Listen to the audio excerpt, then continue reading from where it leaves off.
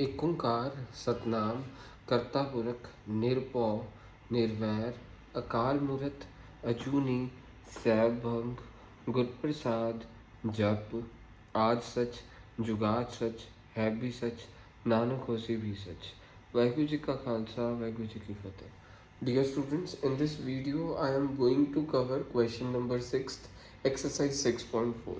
Questioner prove that ratio of area of two similar triangle is equal to the square of their corresponding median. Sixth question, exercise 6.4.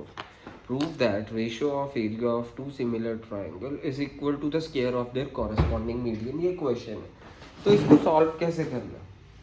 आपको दो triangle similar दिए, A B C is similar to D E F, ये दिया हुआ question. A B C is similar to D E F. Prove that ratio of area of two similar triangle is equal to the square of their corresponding median. आपको ये दो triangle similar दिए, जैसे मैंने let कर लिया A B C similar है D E F के। आपने एक मीडियन ड्रॉ करा, so A M D N, ठीक है, मीडियन ड्रॉ करा, क्योंकि उन्होंने बोला prove that ratio of area of two similar triangle is equal to square of their corresponding median. Means given आपको A B C is similar to triangle D E F, ये चीज given है। तो अगर ये चीज गिवन है तो हम क्या कह सकते हैं? दिस सिंप्लाइज ये चीज पहली दो चीजें अपॉन पहली दो चीजें लास्ट दो चीजें अपॉन लास्ट दो चीजें,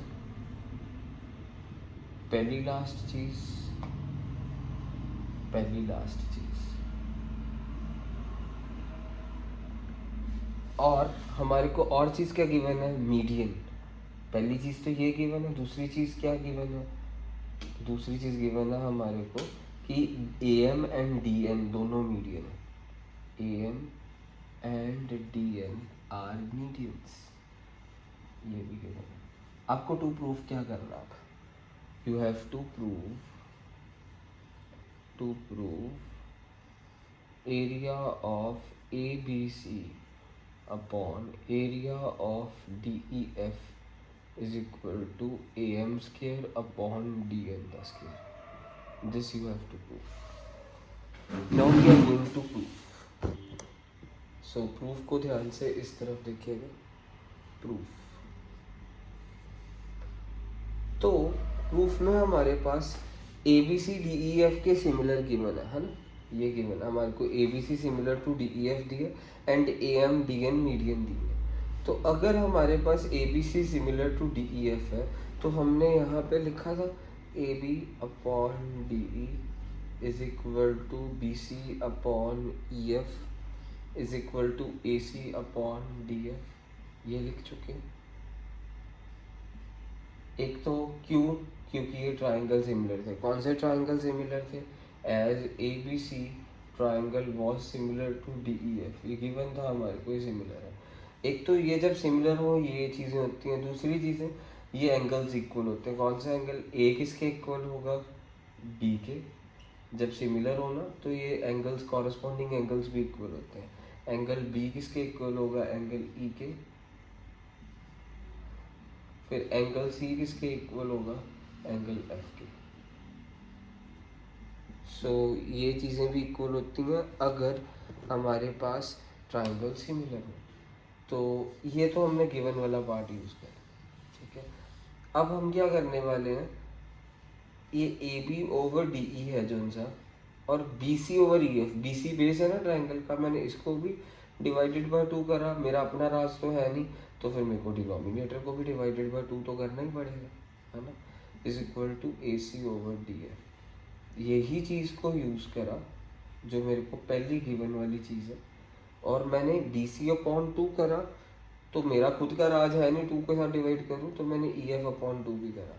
इससे मेरे पास क्या होगा? इससे मेरे पास आ गया A B over D E is equal to B C का हाफ क्या होगा? B M. देखो ये ए एम मीडियन है, तो बी सी का हाफ हम बी एम कह सकते हैं, यस। और ई एफ का हाफ क्या कह सकते हैं? ई एन कह सकते हैं, यस हम कह सकते हैं, ठीक है।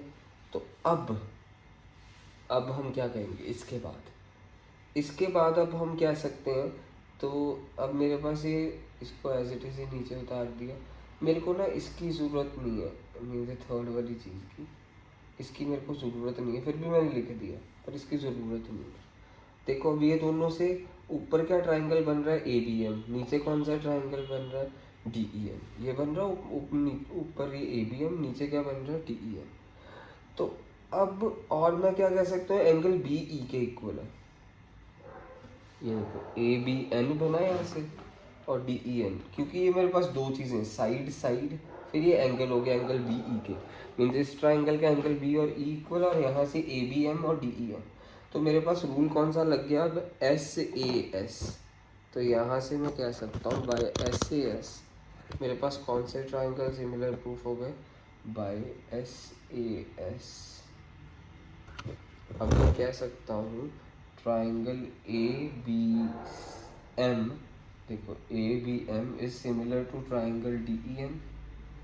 तो अब आप इससे क्या कह सकते हैं, अगर ये ट्राइंगल सिमिलर है तो हम कह सकते हैं पहली दो चीज़ें अपॉन पहली दो चीज़ें इज इक्वल टू लास्ट दो चीज़ें अपॉन लास्ट दो चीज़ें, फिर पहली लास्ट चीज़,